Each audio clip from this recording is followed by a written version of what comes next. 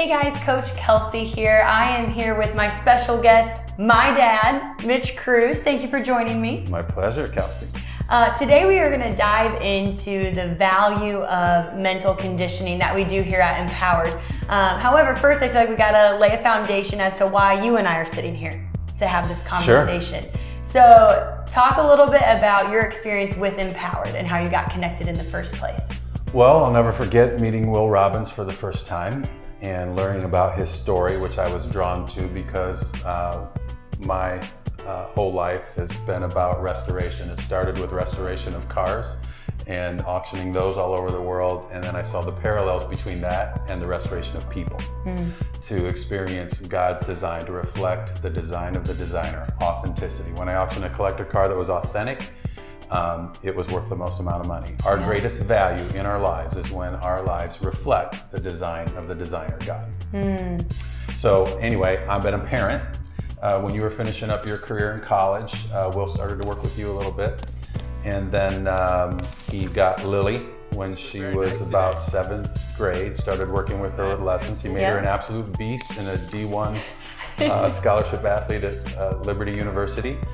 And then he got Haley. And Haley is part of the first group to come through all ages here at Empowered. So I've had a front row seat, both through the Empowered Volleyball Growth Academy and also through the actual club to experience as a parent and as a friend to Will and Ashlee.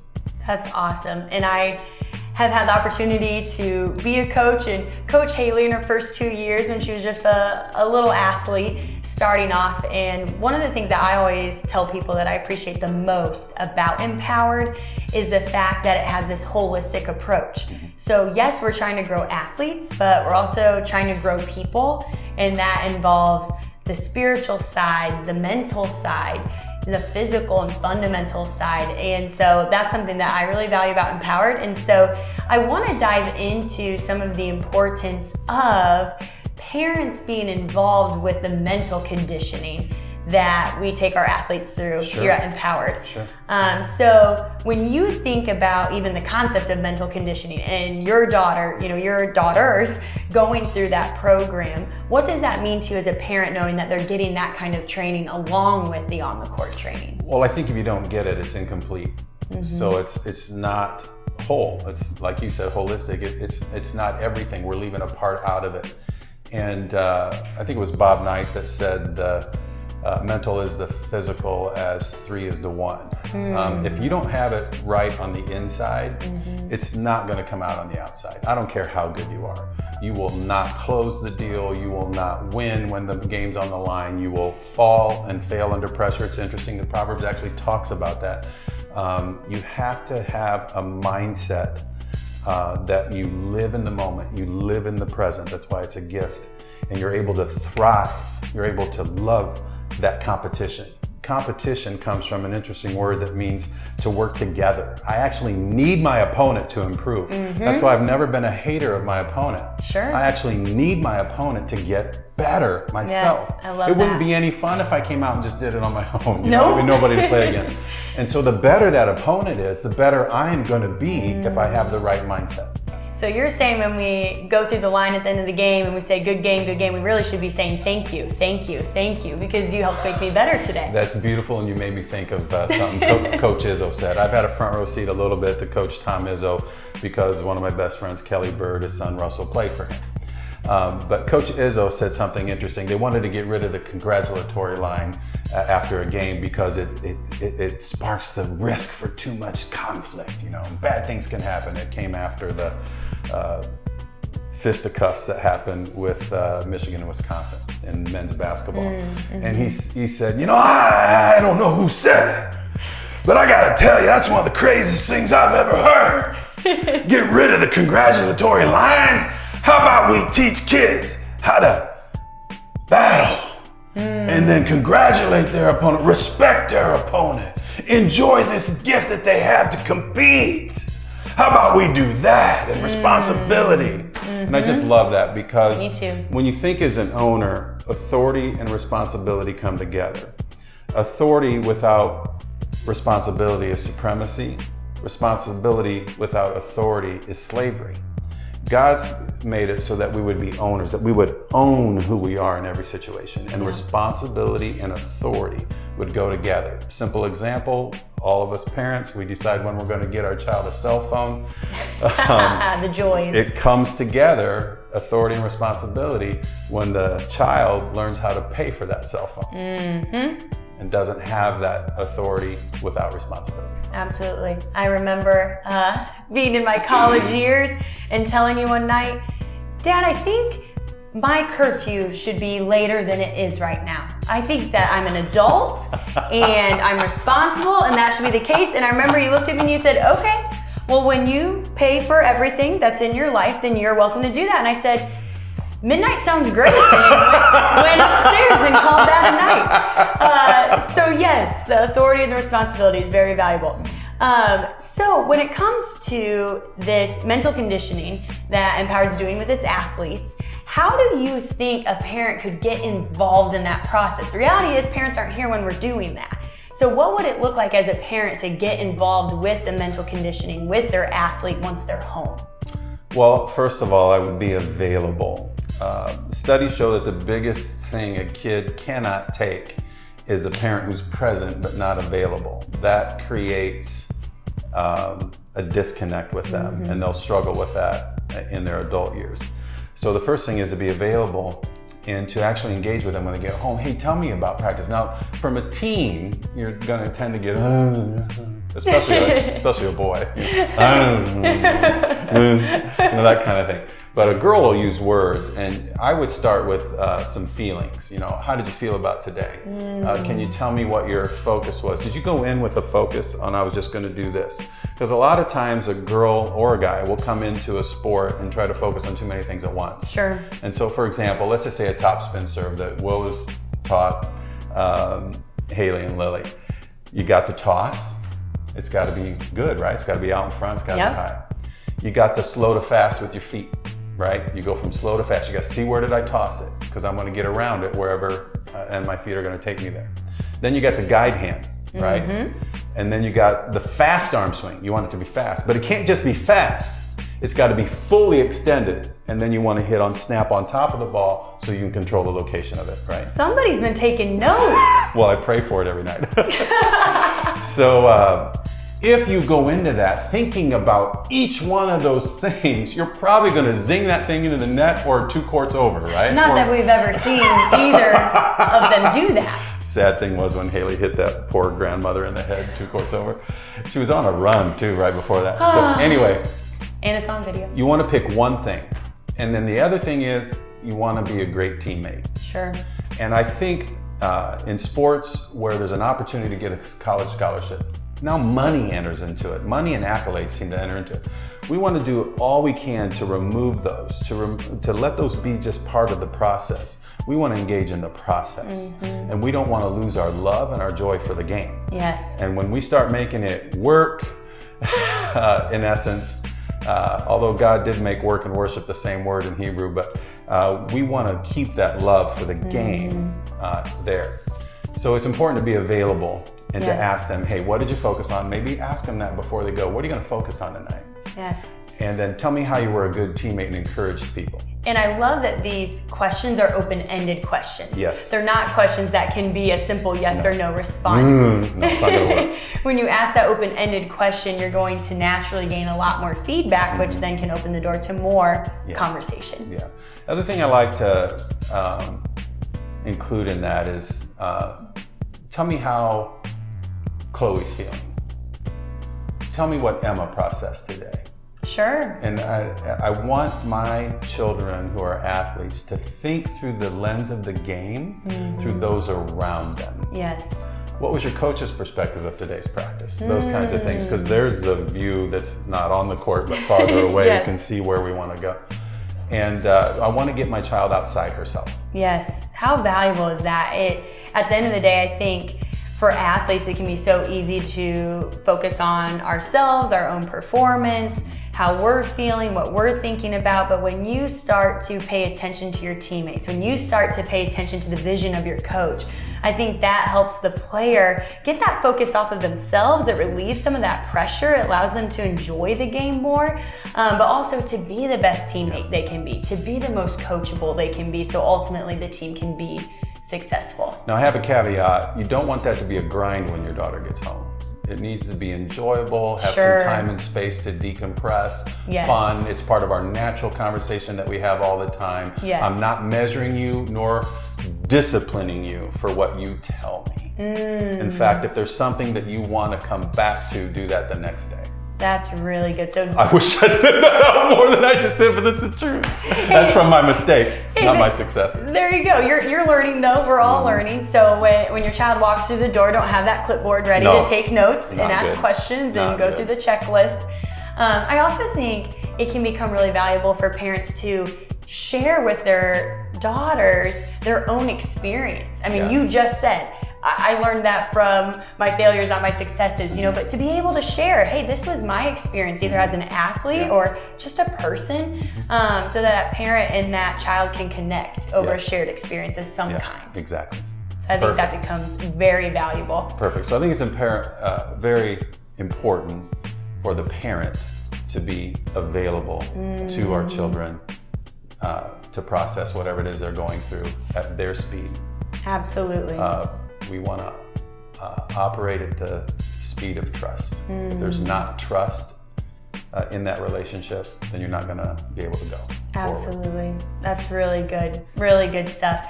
And one of the neat things is we've been working on building our video content for the mental conditioning that we're teaching the athletes here at Empowered. So that's also a way that parents can get involved with mental conditioning. If they don't feel as comfortable maybe initiating some of that conversation, they could begin by, hey, could we watch this video together and see where things go from there? Beautiful. That's you and me against the world. We're doing it together. We're going to watch it together. And I think that's huge. I think that's modeling what we want to inspire and teach. It's important that whatever we want to communicate to our athletes as parents, we want to inspire, model, teach it. Inspire, model, teach it. All those words are really important. And because values are caught in the family environment more than they're taught.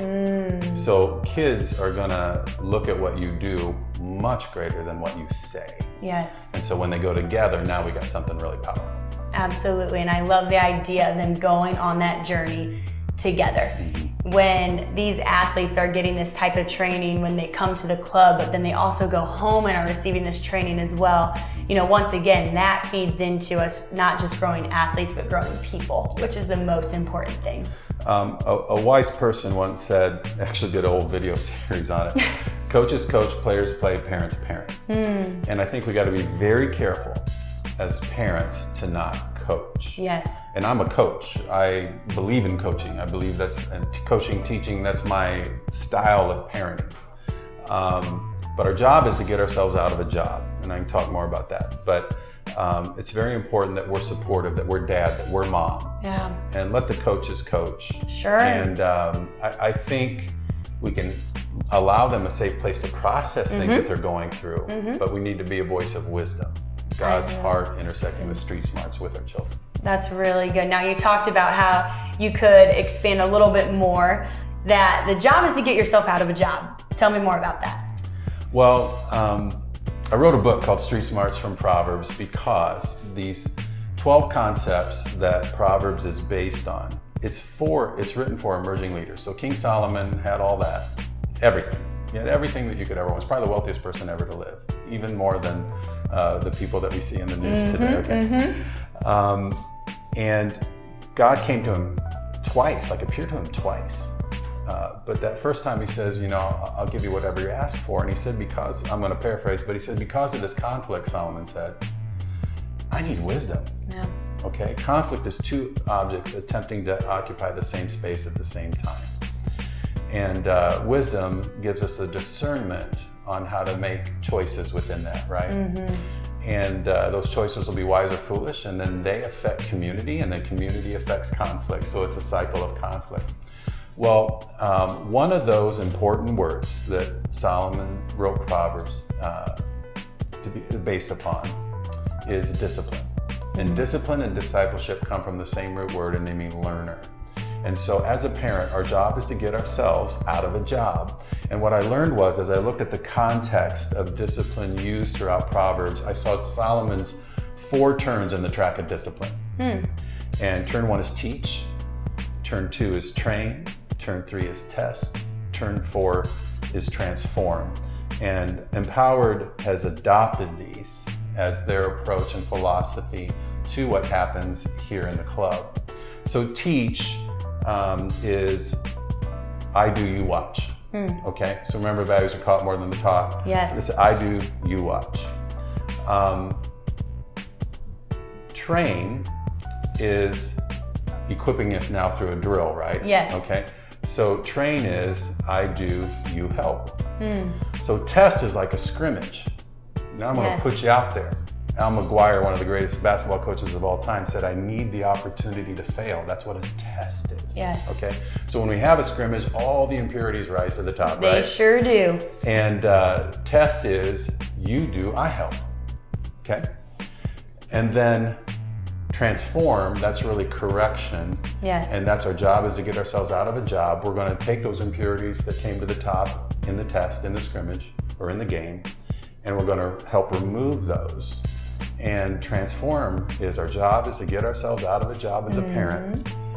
And that is you do, I watch. A wise man told me one time, it's you do, I pray. I like that version. That's good. And so that's what needs to happen. Those are really cool words, really cool concepts. Amazing, it came from the God of the universe and written down by the wisest man to ever live outside of Jesus. But now how do we do that, right? And I alluded to it as we walked through those 4 turns, but if you miss any one of those turns, you're going to have relational wreckage. And I want to point out something. It's 3-to-1, formative to reformative. Correction was just a part of it. A lot of coaches make the mistake of trying to talk a lot and then correct. They try to teach and transform, and then they don't have the training and the testing, right? And I'd say that's the common default of a lot of coaches. Sure. But we need that full track of discipline, the full lap, the full track, in order to have success and to get ourselves out of a job. So we need to support that at home. Yes. We need to teach. We need to train. We need to equip them. They need to be equipped for success. We need to let them have opportunities to fail. And I don't mean foolish. Sure. Like when you're 15, here's the keys to the car, go out and do whatever you want. No, I'm not saying that. Not that kind of test. And then we'll have a talk about it. Here's the interesting thing. This is how Jesus discipled. And you can look at the pattern of his life.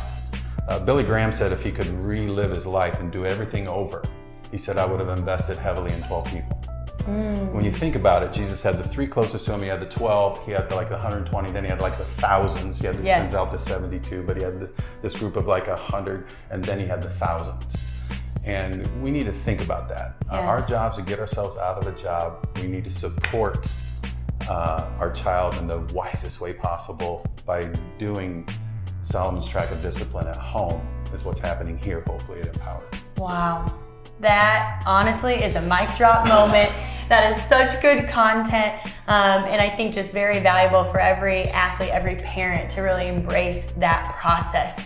And that's, like I said, kind of going back to how I began this. My favorite thing about Empowered is that holistic approach that says we want to provide you those opportunities to be taught, to train, to have opportunities to be tested, and ultimately to transform not only as an athlete, but as a human being.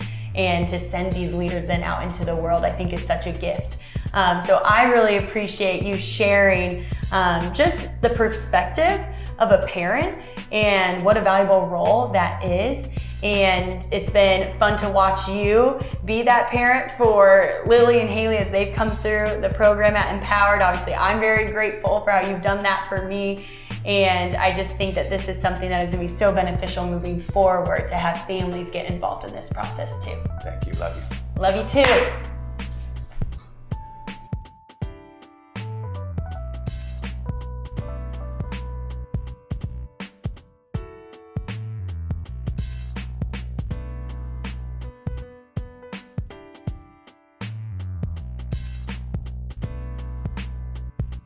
And you also had the opportunity to coach me, which I really appreciated. You were my assistant coach in basketball in high school. Listen, you are a phenomenal shooter.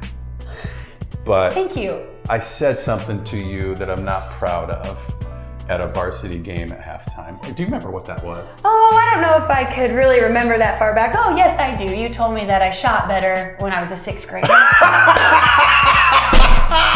But you did, I don't know, do you remember this? You were at church one day and they said, if there's anybody you need to ask for forgiveness in your life, today we want you to do that. And you gave me a call and you said, I want to apologize for the time I told you that you shot better when you were a sixth grader. I was like in my 20s at this point, and I forgave you. We can move forward.